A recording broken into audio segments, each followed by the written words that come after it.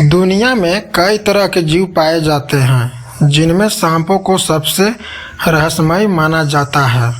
खासकर इच्छाधारी सांप, जो अपनी इच्छा से कोई भी रूप ले सकते हैं और अपनी शक्तियों से किसी को भी नुकसान पहुंचा सकते हैं। माना जाता है प्राचीन काल में नाग और नागिन एक साथ थे। तभी कुछ शिकारियों ने उन्हें देख लिया।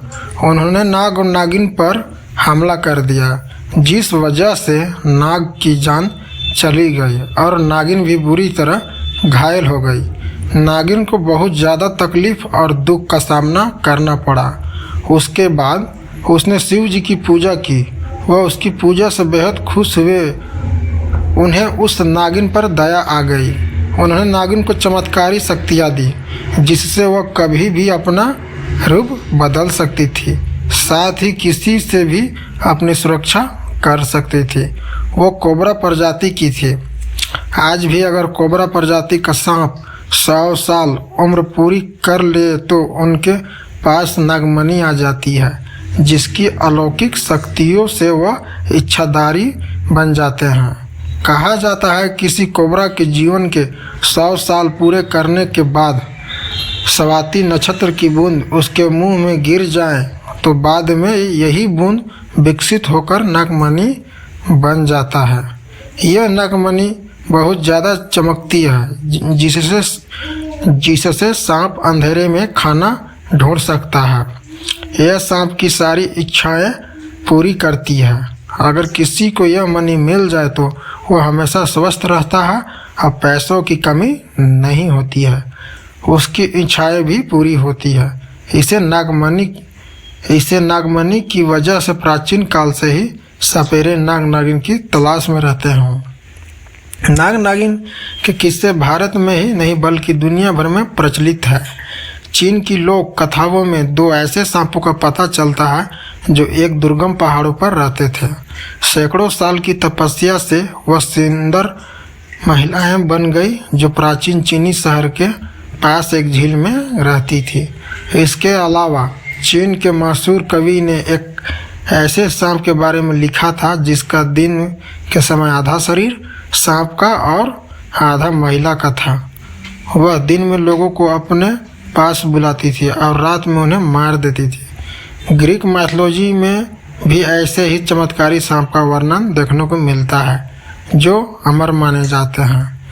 बुद्धिस्ट और जैन फिलॉसफी में ऐसे सांपों के बारे में पता चलता है जो अपनी इच्छा से इंसान का रूप ले सकते हैं। हिंदू माइथोलॉजी में भी महाभारत में वर्णन मिलता है कि भीम के बेटे घटोत्कच की शादी एक नाग कन्या से हुई थी। महाभारत में एक और जगह वर्णन मिलता है कि जब अर्जुन इंद्रप्रस्थ से 12 साल के वनवास के लिए गए तो वह पूर्वी क्षेत्र की ओर गए थे। एक सुबह जब वह गंगा नदी में स्नान कर रहे थे, तभी किसी ने उसका पैर पकड़कर पानी के अंदर खींचा था और अपनी शक्ति से उन्हें धरती के अंदर लोक में ले गई। वह एक नाग कन्या थी जिसका नाम उलूपी था। उसने अर्जुन से शादी करने को कहा, लेकिन अर्जुन ने कहा वह अभी वनवास में है और उन्हें ब्रह्मचर्य का पालन करना होगा। उलूपी ने अर्जुन से कहा, यह ब्रह्मचर्य केवल द्रौपदी के लिए है। फिर अर्जुन उलूपी से शादी कर लेते हैं।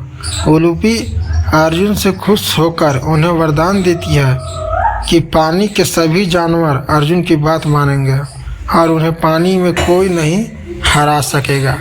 शिव जी के गले का नाग वासुकी एक इच्छाधारी नाग है, जिसके पास नागमणि है।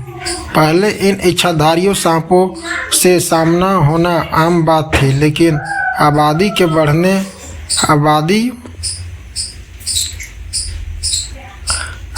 के बढ़ने से आजकल तो शायद ही किसी का सामना इन जीवों से होता है।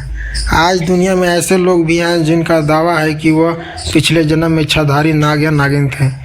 कुछ साल पहले एक लड़की ने यह दावा किया था कि वह पिछले जन्म में इच्छाधारी नागिन थी और एक गांव में मौजूद शिव मंदिर के पास अपने नाग के साथ रहती थी। वो दोनों सांप के रूप में कुएं में दीवार पर एक साथ थे। तभी अचानक एक नेवले ने उन्हें कुएं में ढकेल दिया। जिससे उन दोनों की मृत्यु हो गई और उनका पुनर्जन्म हुआ। लोगों ने लड़की की बात पर ध्यान नहीं दिया। फिर वह उस गांव में गए जहां वह लड़की कभी नहीं आई थी। लोगों को पता चला कि उसकी हर एक बात सच थी और यह भी माना कि नाग नागिन का जोड़ा शिव मंदिर के पास रहता था और उनका शरीर उसी कुआं में पड़ा मिला था।